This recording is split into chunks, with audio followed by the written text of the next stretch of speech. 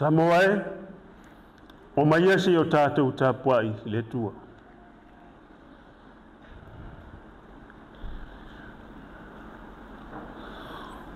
O le alofa, o fo ina mai e le li. O ia, au mai ia i tātou le olafu. Wa le liu mai ona fonga ia te au. O le au te wala au atuai, ia te oe lok te maa. Ia awane i seo mia au e mai le ia leoti. Tātou te talo, mo le ngang pa ia.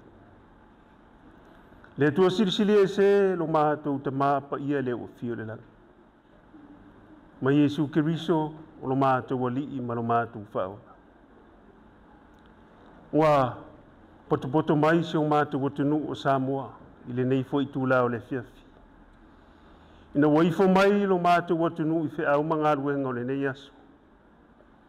Sauni la mātou sauninga, le fiafi. Ai whaia fua le nei sauninga le li e pe au noa ma le ngang pa ia o la ufio. Ai mātou talo ai lo mātou utua. E fio mai le ngang pa ia o la ufio. Se i taito loina lo mātou vai. Na ia whai ai le nei sauninga i le ato atoa ma le moni. E tusa ma lau lava finangalo. Ono le suafo Yesu wa mātou ole mbala au atuai nei. Amen. Ole faitauina o le afiong pa ia le tua. O le tusi faitau mo i tātou le nei fiafi. Le amaua mai le whenga inga fau. E vangalia na tusia luka. I tau pas futas. O te faitau mai le fai upe luas fulfitu. E whangata le fai upe taulis fullua. Luka. Mata upe fulmartas. Faitau mai le fai upe luas fulfitu. E whangata mai le fai upe taulis fulmanlua. Whaafonga mai ia whiong pa ia alu tātou tua. Ona whetarai ana leo ia mea. Au alanga tele mai le tasi fine mai i le motu o tangata. Ua whaape mai ia te ia. Amu ia le na whanau mai ia te oe. Masusu na e susu ai. Au whetarai atu o ia. E moni. A sili ona manuia o le whalongo i le awhionga le tua matausi iai. Wala lofi mai le motu o tangata, o na whetarai atu le o ia. O le tupulanga le anga le nei, wa sa ili mai i se whailonga, ai le avatu ia se whailonga. Taulava o le whailonga o iona le perfecta. Awai pei ona, whai ona ma whailonga i Nineva. E whapea fo i le atali i o tangata i le tupulanga nei. O le tupu whawhine o le ituitonga utu lai o ia i le whamasinonga ma tangata o le tupulanga nei. E whasala fo i a te i latou. O wana sau o ia mai le tulangi, mai le turu inga o le lalolangi e whalongo i le poto o Solomona. Whauta o i nei lava le sili ia Solomona. E tutu tangata o Nineva i le whamasinonga, whaatasi ma le tupulanga nei, e whaasala ia. A wana lātou salamo i le tala inga iona, whauta foi, o i nei lava le sili ia iona.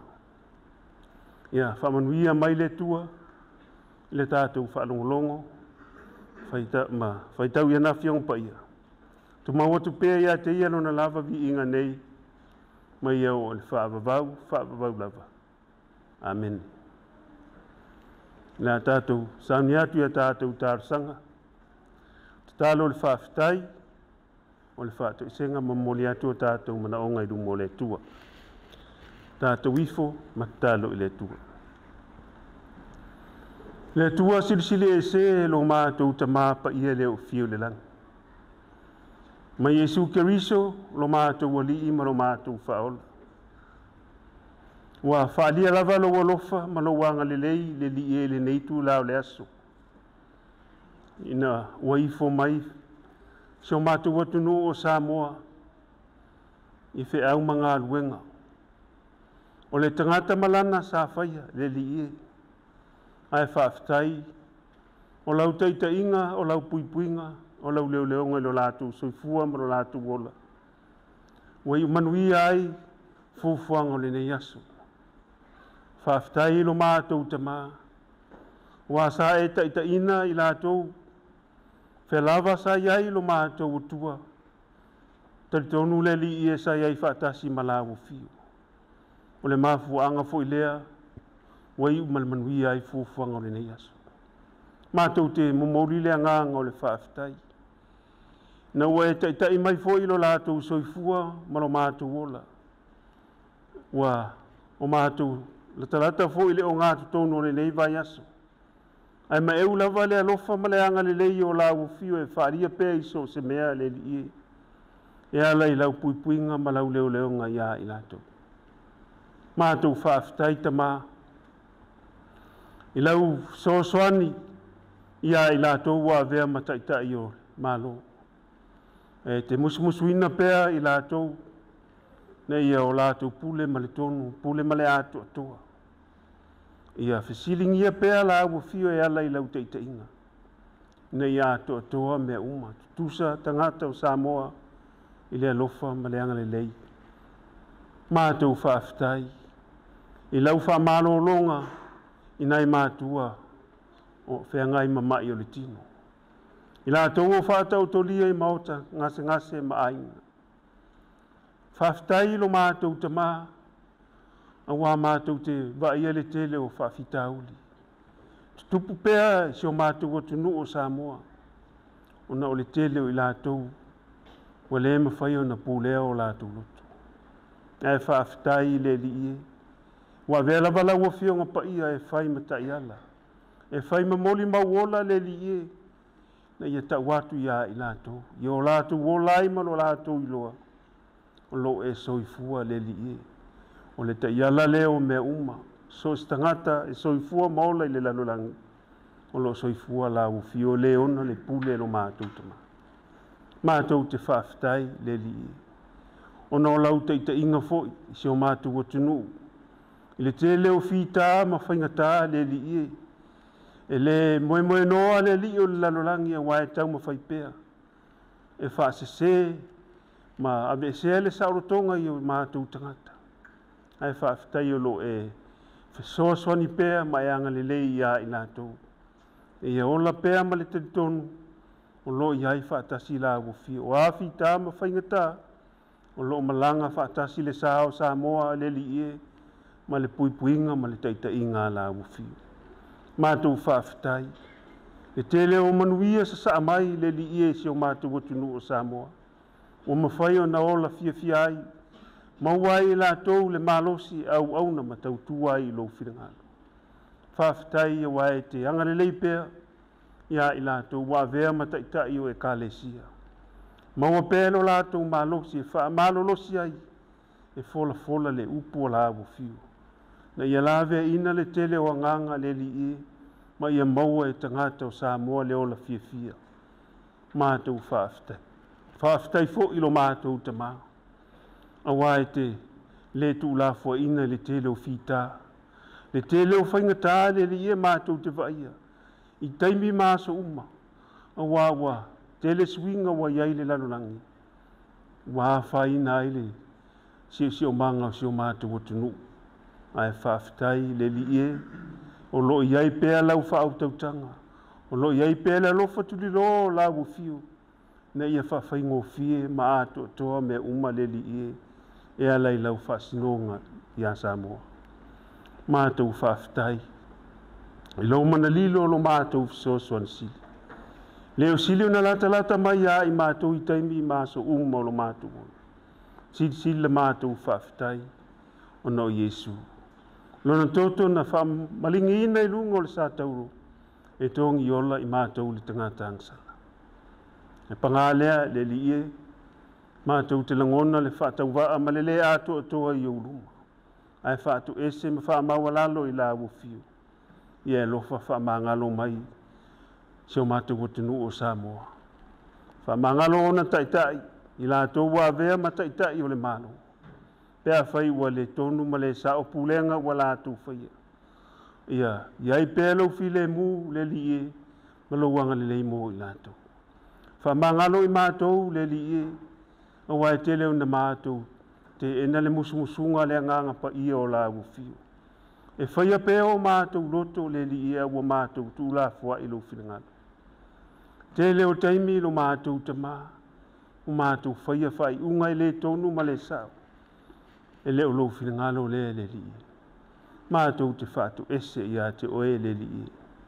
Sa mātou au unanga I tu tono lau ngā luenga le tua, wa le ato atoa, wa le whaatino ina I le moni ma le whaamaoni. Mātou te talo. Wao mātou vai inga, wao me wa le ato atoa ai. Ia ave ia le toto Yesu, le tamai mā moe le po nā la ufio, e whaamamai I mātou le tangata angsana. Ia o mātou wala au I la ufio. O e mali ai o mātou manao I mea le lei matamai, alo whangia si o mātou o tunu pele. Ia whapeona, ia I pēlau file mu, ia I la tau wa vea mataitai. Ia whapeona whasoasoani I la ufio, ia taitai ai malitonu, ia ava, I la ufio. Ia o la tau loa o na whasalafa le alofa maleanga le lei, I so stangata o fia maua lau whasoasoani. Ia whapea foi na la tau, whasilingia la ufio le li e, na mauai leo se file mu I tutonu o le malo Samoa. Alo whangia fōwhanga uma si o mātou watinu. O alawa mea o fia whaale leia. O a mea o fia whaataunu ina lo mātou watua. Ia iai le alofa maleanga leia o la o fia. Alo whangia e ka lesia taitasi. Ia iai le file mu o la o fia. Ia whapeo na whaamana ina le upu fola le li e. Ia maua pēa ni a nganga mo o e malo lo mātou te maa. Anga le lei nai mātua mau I mai retino. Pa ia tu lau wha malolonga I nai mātua mātutua. O nai whanau o tinaua. Le mawhaia o na maua le ola sa oloto. E ia I le alofa ma le anga le lei o la ufio. O a fōwhanga uma o tau mawhainga uma. A inga. Ia whapeo na ia I le file mu o la ufio. Whatau no ume uma le li e. E lau alofa ma lau wanga le lei. Ia. Fatasi mai la mo fio I nei vai aso wa o foi le o ngā tonu le savaringa o le nei vai aso ia le lofa maleanga le lei o la mo fio ia fa peona fa tau no ume uma I lo lavanga le lei ia o la mātou te talo lea lo mātou te maa fatasi matalo lilo tonu le loto lava o tangata lava ia e whaia pe ia lo whingalo ai leo le mātou fa tau anau Ono Yesu o mātou wole mala awa tuai nei. Amen. Tātou vi atu I le tua I lona vi inga. Se lau ono sfurvalu. Se lau ono sfurvalu le inga o le tua. Tātou te pese.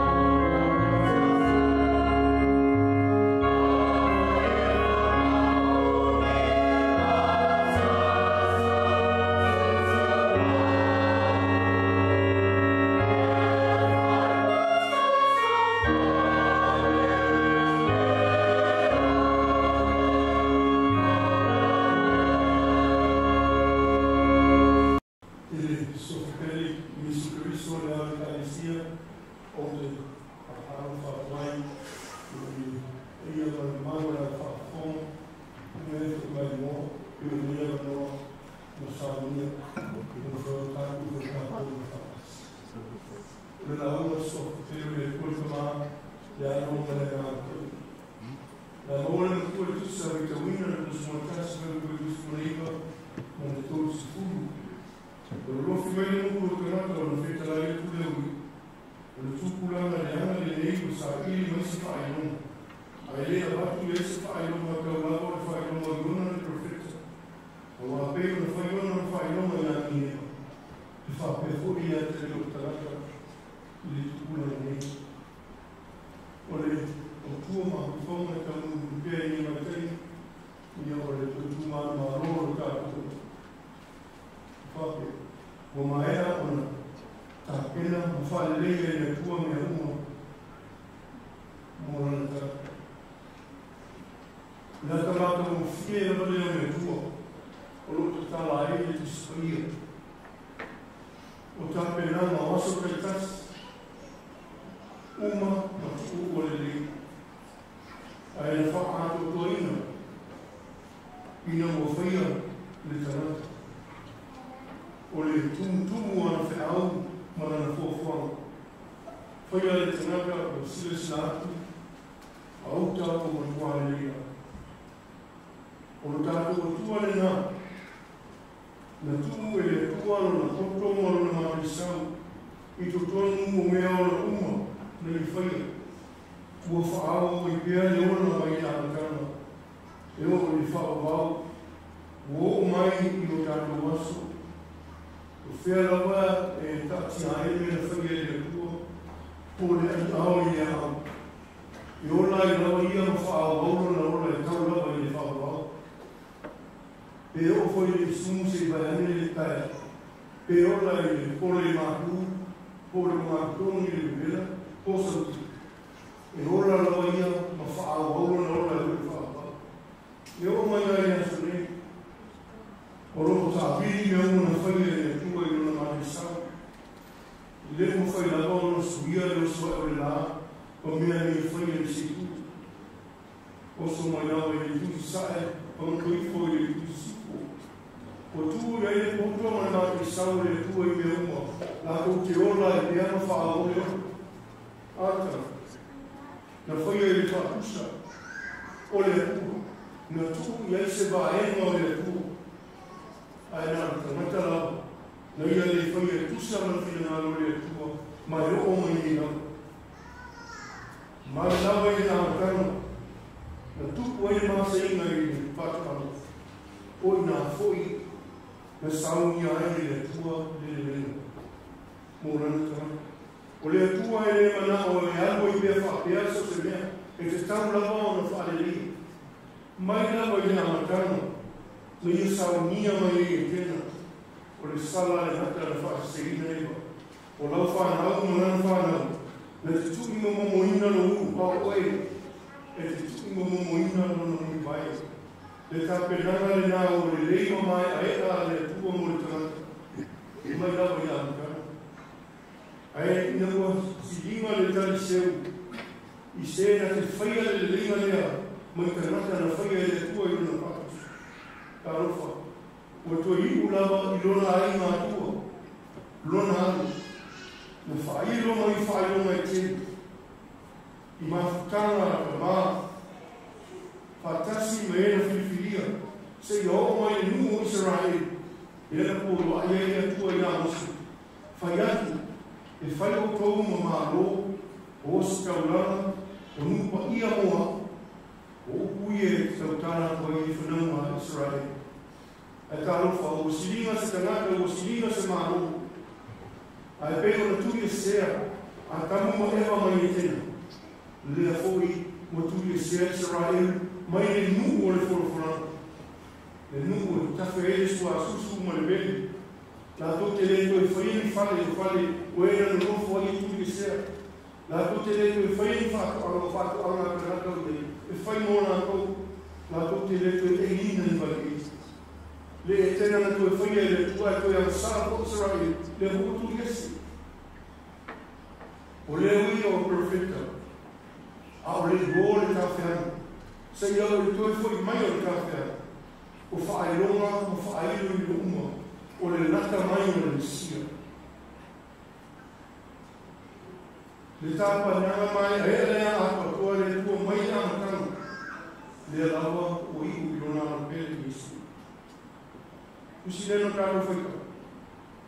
Mo nā o Yesu le te tāro, le tamae i aro spaka. I o mai o maro, na e whaaro te rina whako mina e maki. I o whaiaro whina ngaro i le larangi, e pei o whaia i le lawa. O le whio mai o Yesu, na te toe au maia le e tena, le nuko le whorowhoranga, i le larangi.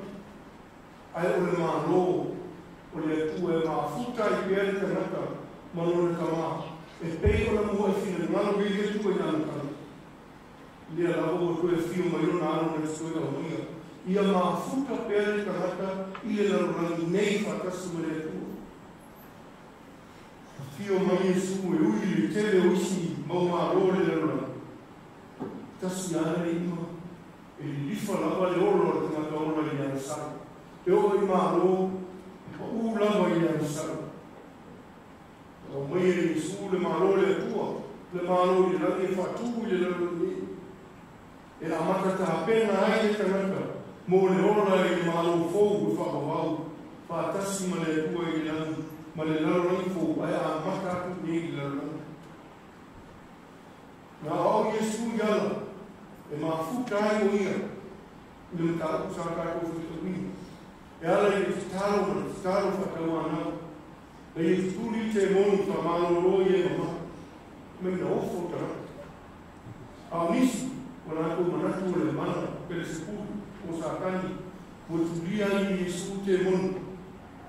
No tofo lea nisi Yesu, na te whaia se whailonga, la tō te iroa, o ia na uina mai le natua. E te malao e Yesu, o muia a karaka, a muia le tina na whanau mai, a tari Yesu, a whakea. E moni, a e siriko na manuia o e whaalomo i a whionga le atua matausi. O mea uma o lo whaia Yesu, e o i nei wāme na te tele, ma le a matanga mea na iwhi. O lo kuri nuri i mea o lo tusi i le tusi pa ia. I tusi a perfecta. O whaaironga ma winga o le Mesia. E le i longo mua ni mea. A ua lewa o na tusia i le tusi pa ia. O le taiara lea ma le soifua whaongaina o Yesu. O le tusi pa ia. Tātou te iloi te iuma. E maua atu lalai maa mara. Aua le loa whaeronga e tangata o ia o le Mesia. O na mumua, la tō te leo whaetau i le tusipaia. La tō te leo whaalongo, la tō te leo usitai, pei la o le anasala tutu lima. A tangata, a mata na wina a Yesu, ka tō te leo whaasu wasu na wei mau. O whaososona umana iwhi, tari a Yesu, au wā ua tusia. O rono wina, ua mana manama le Yesu i le tusi lea i tu la whono rea tusi i teu tonu. Tusi na ua pego le ao i ani Yesu rono whaitau. E le siri mele ti ako, ai tari i Yesu i teu tonu. O rono, o mea uma whasinona, e le so na whaia e le tua ina reki. Uma le le whakatia ma tusi, ma tūru i tanaka. E mai le tusi pa ia. E mai a whionga pa ia a le atua. E li whaonga ina Yesu sona poku, po sona i loa e peoneas. Ai na muri la o e Yesu pa ia.